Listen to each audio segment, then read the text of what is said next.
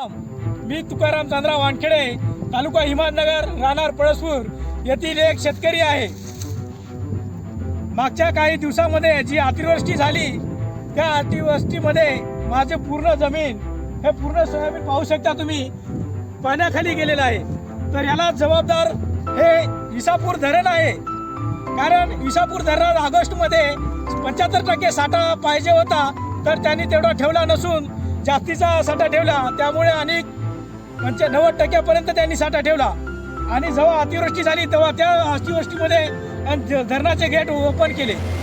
त्या एक वेळ त्या धरणामुळं ही जमिनीवर पाणी साचण्याची वेळ आलेली आहे। तरी माझं हे सर्व सोयाबीन हे पाण्याखाली घ्या। काय घटना करणार आहोत आम्ही आता? शेतकरी सांगा तुम्ही। आम्हाला फाशी घेण्याशिवाय कोणता पर्याय नाही।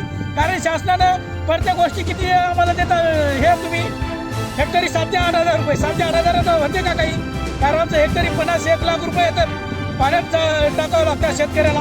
तर सर्व शासनाने तात्काळ येऊन आम्हाला हेक्टरी 1 लाख रुपयाची मदत करावी।